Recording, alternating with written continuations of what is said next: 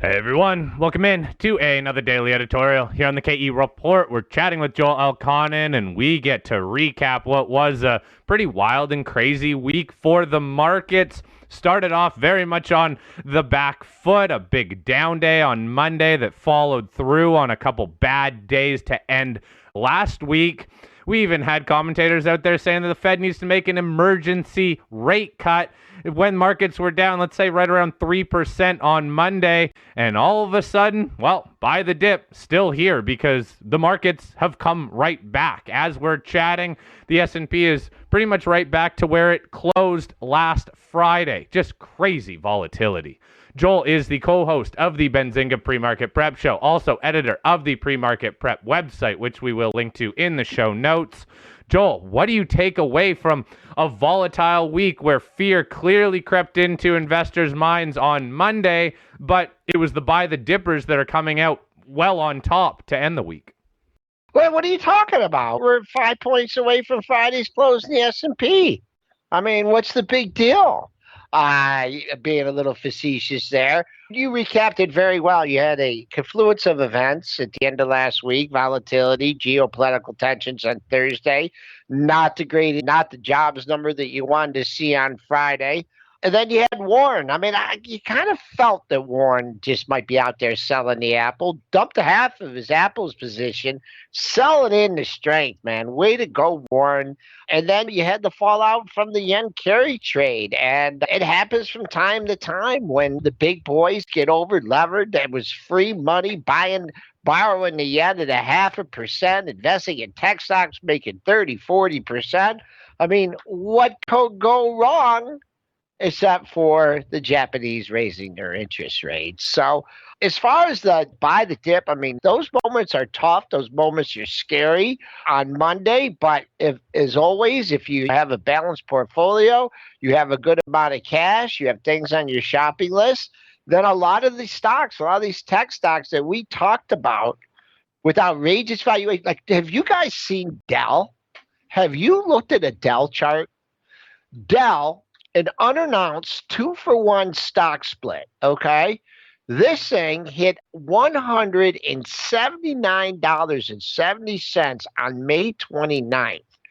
It bottomed on Wednesday at 85.93. So basically is what they're saying, or the street is saying, or investors are saying, is that these data centers are nothing. This stuff for AI is nothing. This is not going to be accretive to earnings at all. And that is just, so you went from trading at an outrageous valuation in a stock like that to something that's more reasonable. So market needed to correct and needed to get back. And the correction, it was just a quick one. Whether or not it's the base, I mean, that's feeling right now, you're almost feeling like it's a generational low there with the way we've rebounded off it. So very interesting markets. Great to be alive. Yeah, Joel, it is great to be alive, and it was wild. The other thing that I thought was interesting is we talked about volatility there at the onset. Look at how the VIX acted. I mean, the VIX, the end of last week, like as you noted, when there was a little geopolitical tension and there was the bad jobs report, the VIX spiked up more than it had in a while. And a lot of people said, wow, I guess that's the biggest move we'll see for a while. And I know people that actually shorted the VIX there only to see it open up on Monday and shoot up to 60, something we hadn't seen since the pandemic crash, actually. So it had been 4 years since the VIX, and then it was over in a day. And so people that actually shorted it on Friday got their tail ends handed to them on Monday. But you could have shorted the VIX on Monday and made a generational return just in that. It seems like the people that are hedging their bets, though, have cooled their jets a little bit. Is that how you're saying it, that everything's kind of settled as far as not just the price action, but even on the option spreads and how people are hedging? Yeah. I mean, what's the old saying? When volatility is low, it's time to go. When volatility is high, it's time to buy. And I don't really have a great understanding of I mean, I understand the VIX and I understand the implications of it. But to me, it's just so it gets to these extreme readings and it's not there for very long, right? At least with like the S&Ps or the Qs or different stocks and stuff, there you have some time. Like if you wanted to buy Dell right now, you have some time. You don't get the crazy spikes that you had. So washed a lot of people out, forced people out on the downside. The big money came in. What I want to see is this market calm down as far as its average daily ranges go. But right now, we went from 35.40. Now we're up over 100. You need to, and then today's a little bit calmer. We've only had a 60-point range. So to me, the best thing that can happen, VIX or no VIX, is it's just the average daily ranges to come in, consolidate above a stock that you're looking at or a future or whatever, consolidate above its low, and then wait for the move out of that consolidation period. And that's what you're seeing right now in the market. Joel, let's talk psychology of investors because, look, the market went through a correction here. It was about 3 weeks long, similar type of correction that we saw at the beginning of April. From peak to trough, the S&P not even down a total of 10%, but clearly fear snuck into investors' heads. Is that telling you that investors are broadly just a little bit more fearful or a little bit more hesitant on the broad markets and the valuations that they're at? I think it's just a lot of it is, you can call me an old fogey or not. I think a lot of it has to do with social media and how these things are amplified. And there are people out there that stoke the fears on social media and create false narratives. If you look at the history of the market, it has gone up over the course of time. If you're patient and waiting to buy on pullbacks, you are given those opportunities. But if anything you can learn from the market is that when stocks get to outrageous valuations, well, it doesn't necessarily mean that you can go out there and short them and make a living, but they will correct. Things will come back down to reality. Now, when you look at thinking the PE ratio and you say, oh, well, I waited it for that to come down to a market level. I mean, you just got to make sure the E holds up too. So fundamental investing, you can do all your technicals, you can, come up with all your possible trade scenarios. But when it comes down to it, macro events come into play, which you can't predict, and fundamentals still matter. As much as people don't want to admit that, fundamentals still do matter.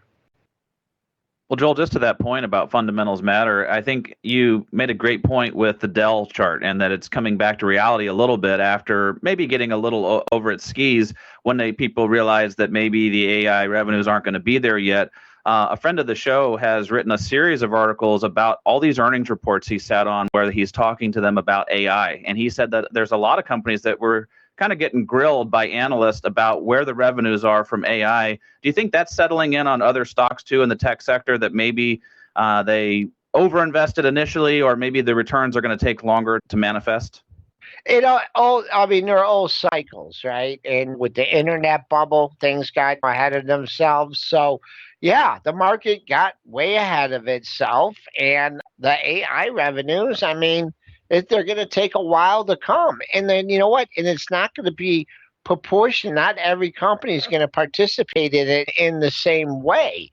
So, I mean, to blindly be buying these companies based on the AI, the future of AI and AI revenues, well, there's going to be some bumps in the road. And then if you're not prepared to sit through those bumps in the road, then you're going to tear your hair out. Frankly, I mean, being older than you guys, I see useful causes for AI. I think it's something that's going to progress, but I just don't think the way it was priced in, that AI is live, it's coming tomorrow, it's coming to your neighborhood, it's going to improve. And we all know when there's major seismic shifts in technology, it takes a while to transition from one technology to another. So it did. Got it head over heels. NVIDIA, what a run a stock like that had. a lot of other stocks too. So it's hard to be patient when everyone's getting rich on Twitter and everyone is having these fantastic days. But if you stick to your logic and your fundamentals, then in the long term, then you're going to be a successful investor. Yeah, good old social media, though. Hey, Joel, everyone seems like they're the best investor out there. Everyone's telling you how much money they're making. We all know that's not how markets work. But the big question then being, we've seen this rotation. The market's been all about rotation. Do you think tech is going to be a laggard here for, let's say, the next few months, maybe even the back half of this year, as more investors go into value and some of the more interest rate sensitive sectors? Yeah, I had a very interesting discussion, and if your listeners have a chance, I had Craig Johnson, who's the managing director over there at Piper Jaffray, and he was early. I mean, he was early on the call about these valuations, and you know, like super early. But what he said, because when they got so far over his year-end target, he said, "I'm just going to sit here and wait, and I'm going to wait for things to correct and to come in." And eventually they did. Now his year-end target was at 5,300.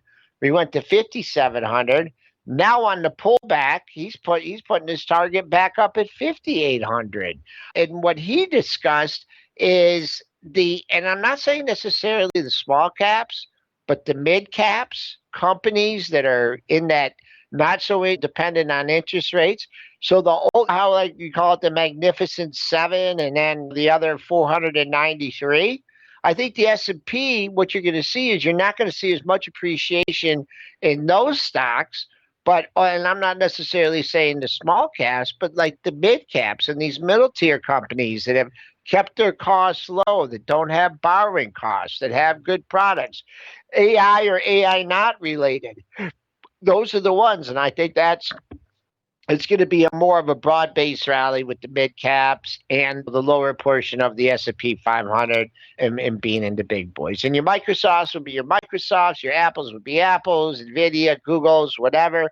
They're still great companies, but there's always they don't necessarily have to go down, but just hold steady. Steady Eddie wins the race.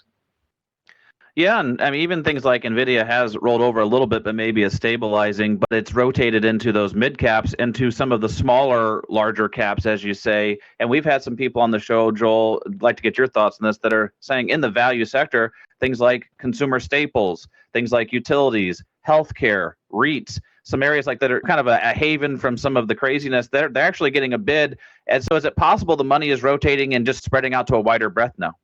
Oh, yeah.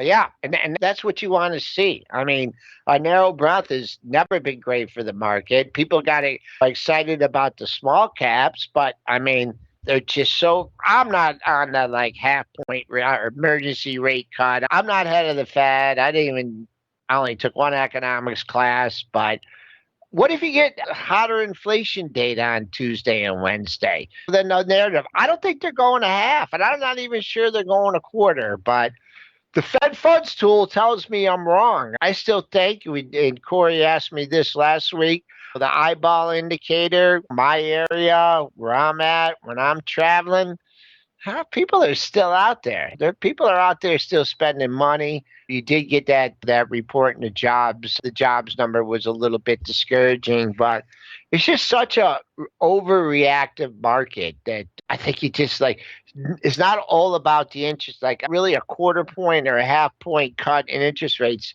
may give some relief to some companies, but it takes a long time to work its way all the way through the system. So I mentioned utilities to Corey on Friday. He's like, oh, where are you gonna, where to put the money? And I'm like, I don't know, man. I've always tried to grind out in my portfolios on a yearly basis, 5, 6, 7%. Haven't necessarily hit the home runs with some stocks. There's yield. If inflation's coming down, interest rates are coming down a little bit.